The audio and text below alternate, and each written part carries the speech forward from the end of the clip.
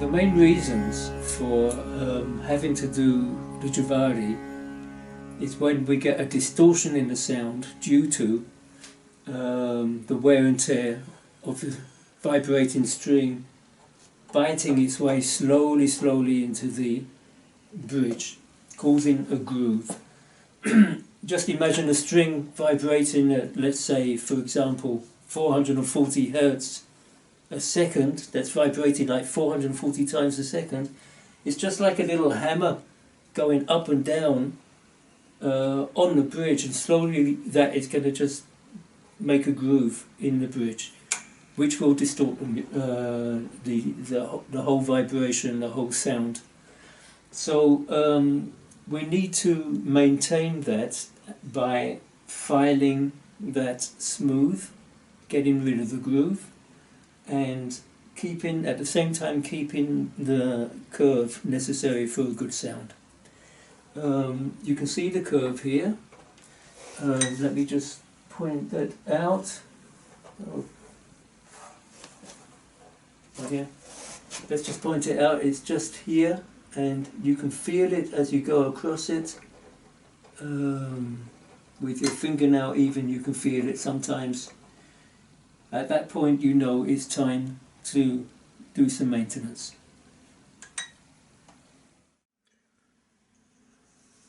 Well, I've taken the bridge off, as you can see, and here you can see the grooves that have worn into the surface of the bridge. These we have to remove because they are a cause of disturbance in the sound quality. So once we clean that, we'll be able to use it again properly to get a good sound. So that's actually the only thing we need to do as a basic maintenance. You see here, the basic shape of this bridge is pretty good. It's a little bit of a shallow curve, as you can see, but it's on the instrument and it's being used, so this is the curve we are going to use. So we take off as little as possible. So we will start with a not too heavy sandpaper, and we take it from there. Okay, here we go. We got a bridge with grooves, and we got a file with a 600 grain sandpaper on it, and I'm going to show you what I learned from Mahudin Daga. He showed me not to, in this particular job, not to file this way horizontally along the curve, but to file it vertically along the curve, this way and not this way, because we have to keep a kind of balance, and by putting the file a little bit up, we will get to the back end of the curve, and in which case we don't need that now, but I'm just showing. And then flat, we will get to the top of the curve, and then more down at this angle we will get more to the front of the curve. So that's how we can approach this much more accurately with a vertical movement. And simply we're going to rub across the front of the bridge. What I'm doing, I'm touching that area there, which is about here, this area here, along there, not too deep, not there, don't need it there, we only need it at the front where the groove is placed. So in this case it's at about halfway, and we're just going to file halfway on the halfway point, coming down to the front. So we're going to have a flat movement, and then we're going to tilt it slowly upwards and back to the flat. So this is what we do. This will remove the grooves.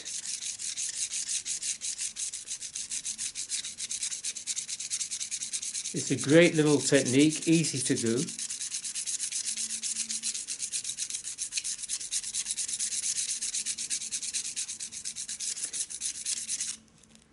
This is coming off, so we can always turn it around and we've got a new fresh piece.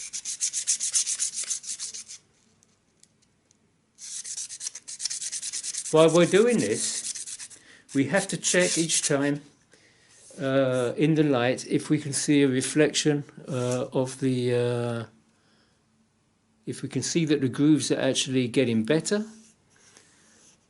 You just look to see what's happening. Just keep control of it. The moment they've gone, then you can stop.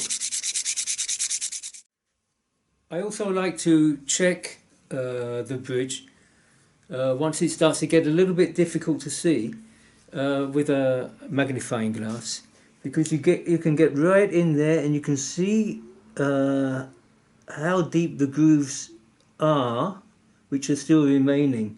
So in this case,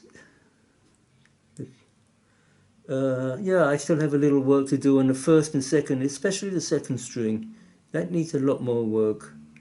So you can determine where you have to concentrate your sanding. So then we just continue a little bit more. I'll take the top off and have a fresh place. I'll just cut the top off there.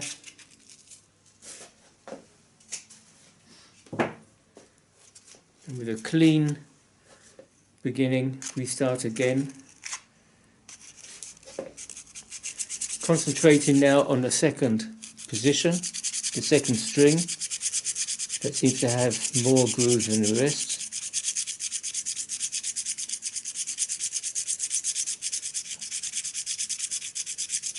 And occasionally come over for the rest because they're not completely gone yet. So we just can do this. Continue the moving up and down here to make sure you got the top of the curve and the front of the curve. So to get a total coverage, you can say.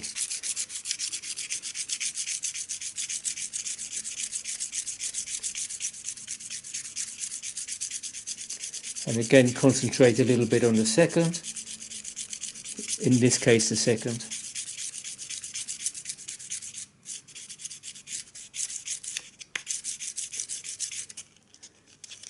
Let's just check on, turn that around and get a fresh piece again.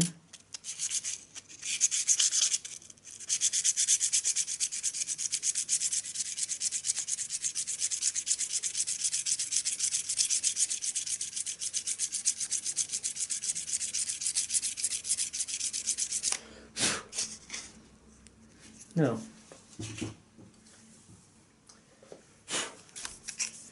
let's have another look.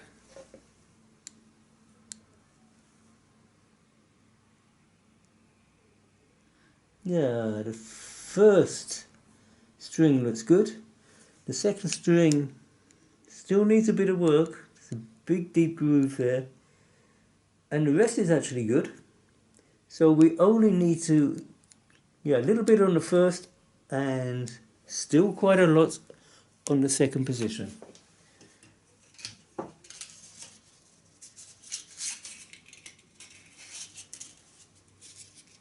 Okay, so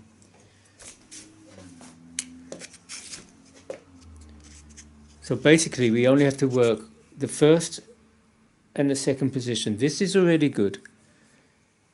We can check the shape, that the shape is not getting, that the curvature is not changing too much. And that seems to be pretty good. So let's continue with the first and the second string position.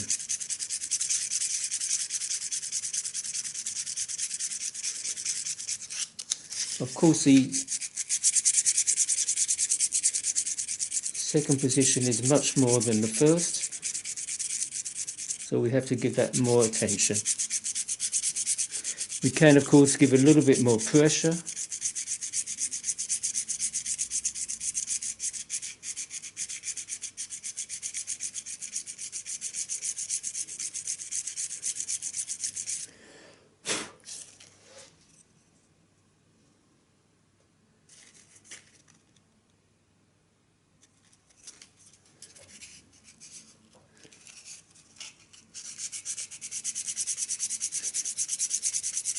So we will just continue with this for a while. So I've now managed to remove all the grooves and we've got a nice bridge, only I want to get more shine there, so that we have to take away any scratches which have occurred during that polishing process. So we will start with the next grain up in our sandpaper grain. So this is going to be, this is at 800, which is one step up from the 600 which I was using. So while doing this, it's a very light touch. We're not pushing, we're just going to do the same process. Here we can also go to the back edge by doing this. We get to the back edge and then we can come forward like this and we go down, because we're taking very little off. So we just do that for a while with a very light hand, no pressure, just the weight of the file is enough. And we do that a few times, just make sure we've got a good coverage. And then we check it in the light, looking for scratches which need to be removed. And I've seen a scratch here in the light, and I've seen a scratch here in the light. So we'll just put our attention there, very lightly. They are superficial scratches, so I'm not worried about them. Let's have a look. Yeah, they're gone. So now we have a pretty clean surface, and we'll go on to the next sandpaper, which will be 1000. That's the next.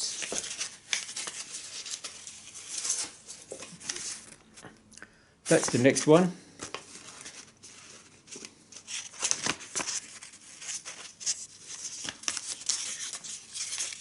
So now we're getting into the lighter sandpapers, very fine. Again, same process. We can start at the back in that position, and we will come down slowly to the front.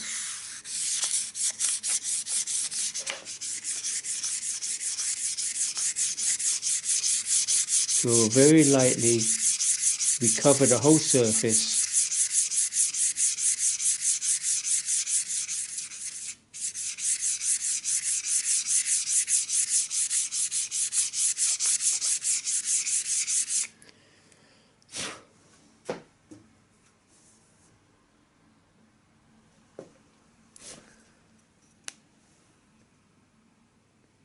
Yeah, that's looking pretty good. You see there's a little bit coming off. It's a little bit whiter, but not so much as it was. Let's see what happens with just a couple of rubs. Very little is coming off. This is the idea. And we're going to go over to the next level of sandpaper thicknesses, and in my case that's going to be the 1200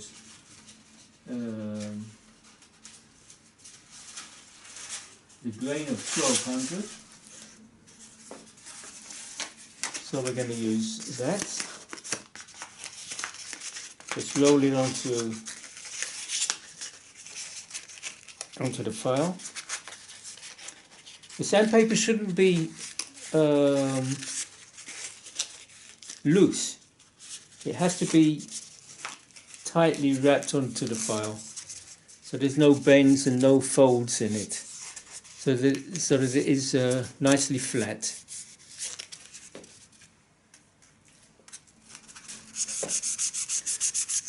Same process, very lightly over the top.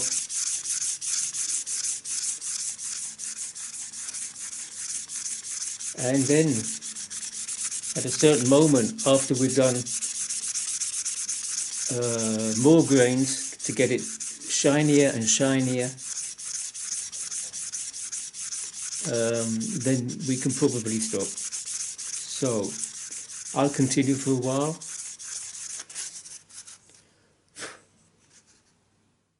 Okay, it's coming along nicely. Hope you can see that shine. Now I've left the file behind because I like to use my fingers for this, so that I can get a little bit deeper into the surface and just rub it slightly, very lightly, as we were doing, but then without the file, just the hand and the fingers doing the work. Okay, this was a 2000. I'm going on to the next one.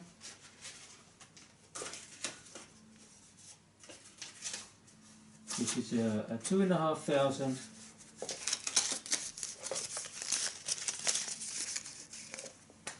Same story.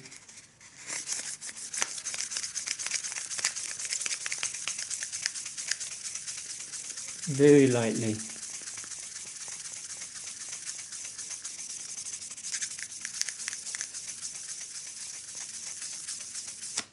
Okay.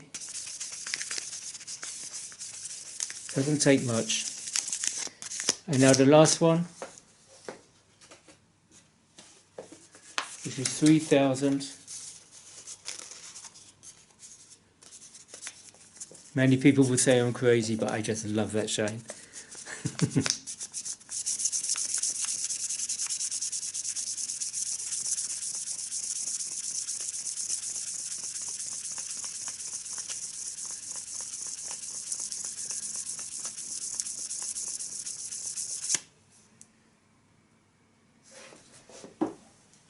Okay.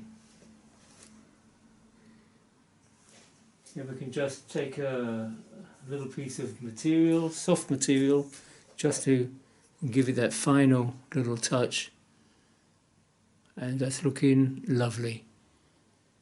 So the curvature is good, the grooves have gone, and we're ready with a new Jawari for the Tanpura. Thank you.